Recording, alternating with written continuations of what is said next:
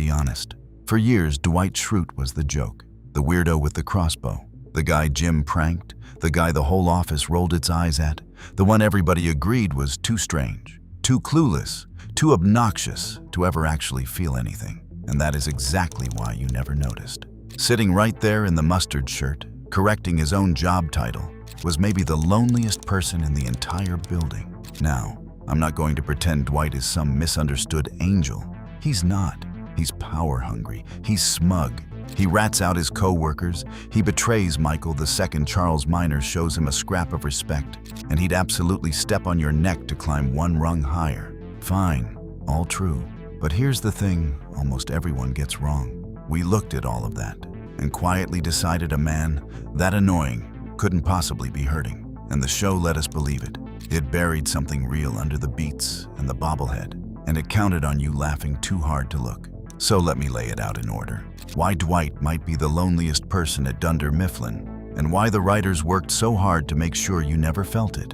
Start where he started, on the farm. And I mean really start there, because Dwight's childhood isn't a punchline, even though the show always hands it to us as one. This is a man who was shunned by his own family from the age of 4 until his 6th birthday. 2 full years. For forgetting to save the oil from a can of tuna. His parents simply stopped speaking to him. Think about that. Before he could even read, the lesson Dwight absorbed was that love is conditional, and the condition is usefulness. He has said he believed his own mother was his father for the first 5 years of his life, that the woman who actually raised him was a wet nurse. Take every claim as literally as you like, or don't. The picture the show keeps painting is the same either way. Nobody in that house was really there for him, and it doesn't get warmer once he leaves. In the Schrute family, he tells us, the youngest child raises the others. So Dwight was raising kids while he was still one himself. He never got a childhood. He got a job. Remember the details the show throws away as gags. Dwight lost a grade school spelling bee by misspelling a single word in front of the entire school, and the word was failure. You could not write that on purpose. In 7th grade, there weren't enough parts in the school play, so they invented a role just to fit him in, and the role they handed him was Muty the mailman, a mailman with no lines. Sit with that. Even the school play didn't want to hear him talk. And here's the quietest fact of all. Dwight is the only character in The Office who appears and speaks in every single episode. Always in the room, always talking, never once the center of it. So where does a man like that go at the end of the day? To a 9-bedroom, 1-bathroom farmhouse on 60 acres of beets, with exactly one other human being for company, his cousin Mose, who's so cut off from the world, he might as well be from another century. Picture it without the laugh track. A grown man drives home every night to an enormous, half-empty house in the middle of nowhere. And the closest thing he has to a roommate can barely hold a conversation. That's not eccentric. That's isolation. The farm isn't a bit. It's the loneliest address in Scranton. And notice what he fills the emptiness with. Dwight is a survivalist. He stockpiles rations, runs drills, and quietly prepares for the day the world ends and everyone's gone.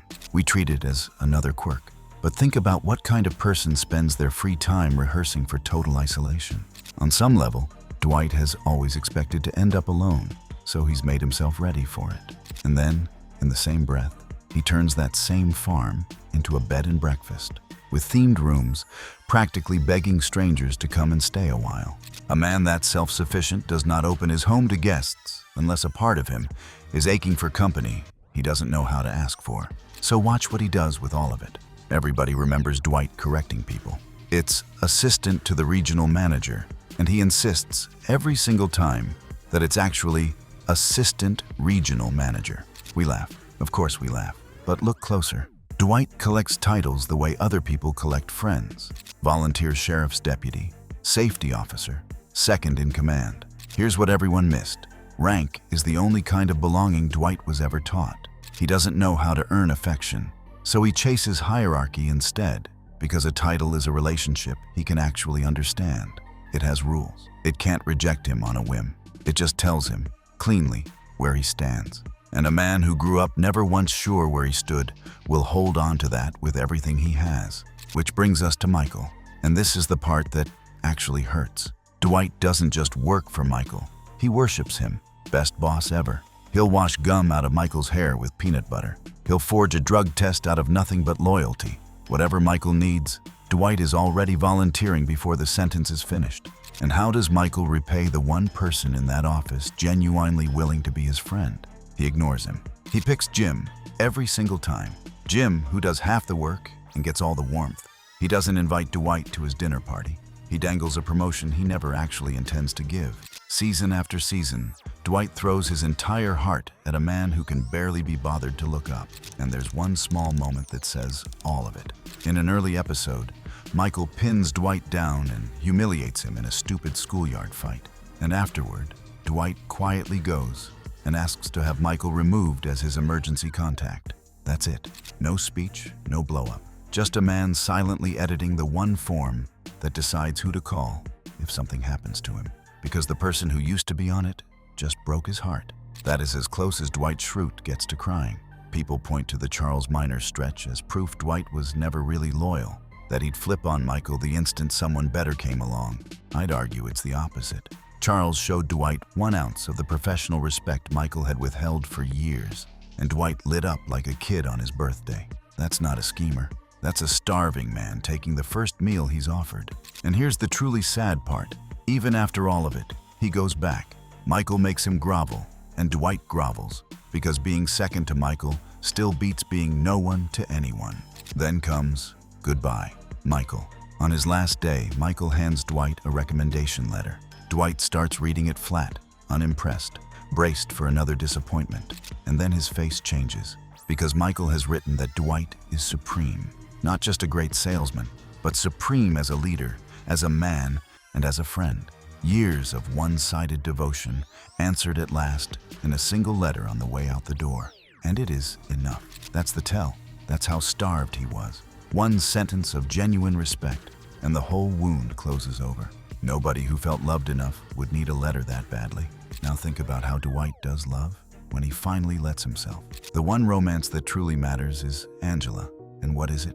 A secret for years. Conducted in stairwells and stolen glances, buried under lies and denials, and a cat named Sprinkles. Even when Dwight cares about someone completely, he can't do it in daylight. When he finally proposes, he does it with a signed contract. He courts women with rituals, with rules, with, canonically, crowbeaks. It sounds insane, and it is. But underneath the absurdity is a man who has never once shown how ordinary tenderness works, trying to build intimacy out of the only spare parts he was ever handed. The other women, Isabel, Esther, drift in and then back out. Isabel even starts to fall for him, and he can't return it. He simply cannot hold on to closeness. Of course, his real love had to be a secret. Dwight has never known a warmth that wasn't hidden, or ranked, or written down. And this is where the whole character finally clicks into focus. Dwight cannot say, "I love you." He physically can't get there. So he translates it into the only dialect he speaks. Watch how he protects Pam, quietly, again and again, when she's falling apart, never once making it a thing. He comforts her when she's in tears. He quietly lets her save face when she's terrified she's bad at her job. He never brags about it. And then, watch the finale. Jim and Pam are leaving. A normal person hugs them goodbye. Dwight fires them.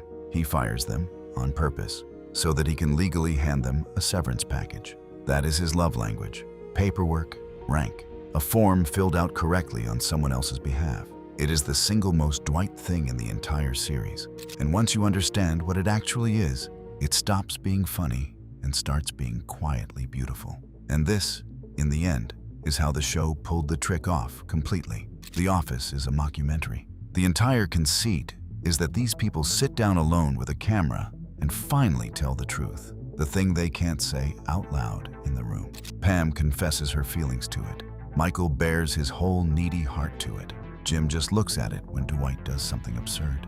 And we all feel let in on the joke. Everyone gets a private moment, to be honest. Everyone except Dwight. Hand Dwight a camera and a quiet room, the one space in his life actually built for confession. And what does he do with it? He boasts. He declares his rank. He explains how a wolf would handle the situation. He performs strength for the single audience that was quietly offering him a chance to put the armor down. That's the saddest thing of all. Even when the show hands Dwight the confessional booth, he cannot confess. He doesn't have the words for it. Nobody ever gave them to him. So how does it end for the loneliest man at Dunder Mifflin? He finally gets it. He becomes regional manager, the title he chased for 9 years. He stands up in front of the whole office and calls Pam his best friend. Out loud, no joke attached. He asks Jim to be his best man, and when Schrute tradition won't allow it, Michael comes all the way back to do it instead. And it lands the way it does because it arrives in the only language Dwight ever spoke. Ceremony, rank, a place in the order of things. That was always what he was reaching for. Not a punchline, a seat at the table. The office hid an entire story about a man who was never taught how to be close, tucked it under a crossbow and a bobblehead, and let you laugh the whole way through. Think about how much armor a person has to build to make loneliness that invisible. The crossbow, the rank, the survival rations, the deadpan certainty about everything. All of it is scaffolding around one simple fact. Nobody ever taught this man that he was worth loving without a title attached. So he went and earned the titles instead. He worked harder at belonging than anyone in that office, and he did it in a language nobody around him could quite hear. Dwight was never the joke. He was the proof that the loudest person in the room is very often the one carrying the most, just hoping that somebody, anybody, finally looks closely enough to see it. See him differently now. There's a whole office of these hiding in plain sight, so subscribe.